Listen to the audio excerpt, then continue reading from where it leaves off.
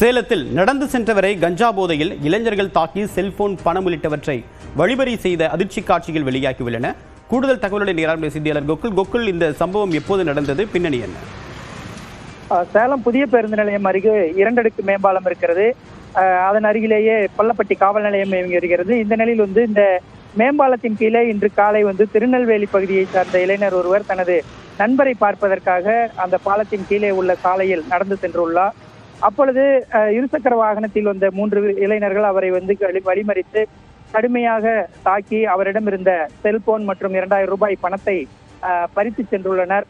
இது குறித்து பள்ளப்பட்டி காவல் நிலையத்தில் அந்த நபர் புகார் கொடுத்ததை அடுத்து காவல்துறையினர் விசாரணை மேற்கொண்டு வருகிறார்கள். இதனிடையே அந்த இளைஞரை தாக்கி செல்போன் மற்றும் பணத்தை பறித்து சென்ற சிசிடிவி காட்சி தற்பொழுது வெளியாகி பெரும் பரபரப்பை ஏற்படுத்தி இருக்கிறது. பட்டப்பகலில் காவல் நிலையம் அருகிலேயே சாலையில் நடந்து சென்ற இளைஞரை தாக்கி அந்த பணத்தை பறித்து செல்லும் நிகழ்வானது அந்த சிசிடிவி காட்சியில் பதிவாகி இருக்கிறது. இது இந்த பகுதியில் சேலம் பகுதியில் ஒரு பெரும் பரபரப்பை ஏற்படுத்தி இருக்கிறது. முதற்கட்ட விசாரணையில் அவர்கள் கஞ்சா போதையில் இவ்வாறு தாக்கி பறித்து சென்றிருப்பார்கள் என்று கூறப்படுகிறது. தொடர்ந்து பள்ளப்பட்டி போலீசார் இந்த சம்பவம் தொடர்பாக விசாரணை மேற்கொண்டு வருகிறார்கள். தகவலுக்கு நன்றி கோகுல்.